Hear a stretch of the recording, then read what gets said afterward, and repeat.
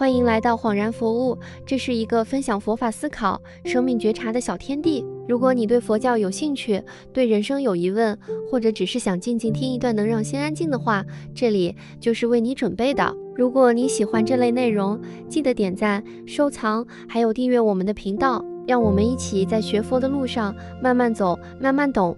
你有没有听过一句话叫"我是佛，佛是我"？老实说，我第一次听到这句话的时候，整个人是愣住的。这也太狂了吧！我是佛，我只是个会抱怨、会偷懒、常常烦恼的小人物，怎么可能跟佛画上等号？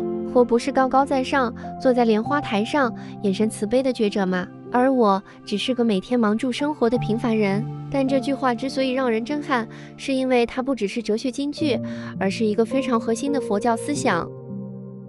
一切众生皆有佛性，佛是我，我是佛，其实是在讲佛教中很重要的概念——佛性。佛教说一切众生皆有佛性，这不是在讲好听话，不是鼓励你说你可以的，加油，而是在提醒我们，每一个众生，不论你是谁，现在过得如何，内心都有一个可能觉悟的种子，这颗种子就叫佛性。它不是你修了很多才会有，也不是你拜了很多佛才会长出来，它一直都在，只是我们常常忘了它的存在。迷与悟只是一念之间。为什么我们不是佛？因为我们迷了。佛与凡夫的差别不是谁比较厉害，而是谁醒了。我们在轮回里挣扎、烦恼、抓取、执着，是因为我们对真相不了解。但佛陀曾经也是凡人悉达多太子，他也痛苦过、困惑过，只是他选择去寻找解脱的方法，并真正悟了。他的悟不是变魔法，而是彻底了解人生的真相，一切无常，一切苦，一切无我。你知道吗？佛陀在成道之后没有说我变神了，他说的是起哉，起哉，一切众生皆具如来智慧德相，只因妄想执着而不能证得。意思是大家本来就有佛的智慧，只是被妄想和执着遮住了。问题来了，那我可以悟吗？当然可以，但前提是你要愿意看清。这里不是说看清世界多黑暗，而是看清自己的内心。你可以问问自己几个问题：我为什么会痛苦？我的痛苦是从外面来的，还是来自我内心的反应？我是不是常常活在应该要怎样的期待中，而忽略了当下？我是否总在追求外在的满足，而忽略了心理的安定？这些问题你不用马上回答，但只要你开始问，那颗佛性的种子已经开始发芽。不是自大，而是放下自我。现在你可能会想，如果我说我是佛，会不会太自大？这是一个好问题。在世俗世界里，我是佛听起来像自夸，像是我比你高级，但在佛教语境中，我是佛其实是在提醒我们放下小我的执着，不是我这个人多伟大，而是那个本来清净、觉知、无执的觉性，每个人都有。当我们说佛是我，不是要抬高自己，而是想起自己本具的可能性。当我们说我是佛，是愿意以一颗谦卑的心去修、去觉、去醒来。真正的佛不是坐在莲花上不动的神像，而是那个在生活中愿意对自己诚实、对他人慈悲、对生命觉察的你。佛不只是一尊像，而是一种状态。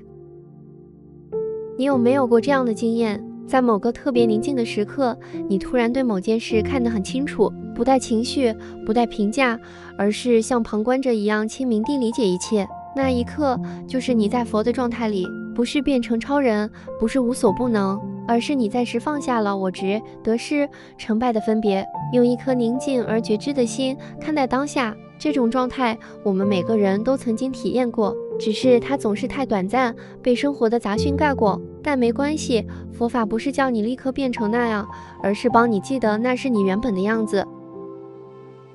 修行不是让你变成另外一个人。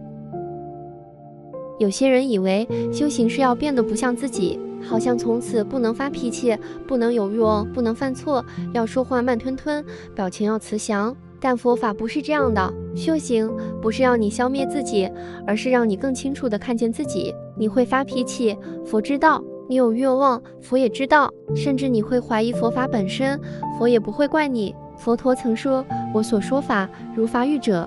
法就像一艘船，是让你渡河用的，不是让你扛在肩上的。意思是什么？你学佛修行，不是为了变成佛教徒模板，而是为了用这些智慧来度你自己，穿越你人生的苦海。当你真正明白我是佛的意思，你反而会变得更柔软，因为你知道连自己都还在路上，那你怎么会去要求别人已经到终点？你会更有耐心地看待自己的情绪，更宽容地面对别人的不完美，更自在地接受人生的不确定。修行不一定要关进山里。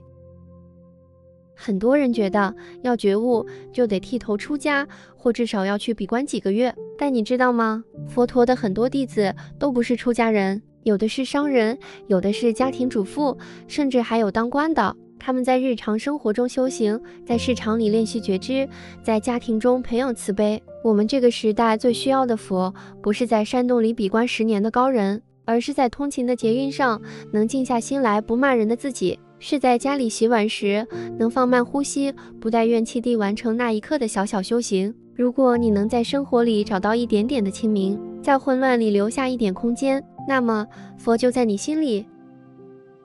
觉醒是一种不再抓的状态。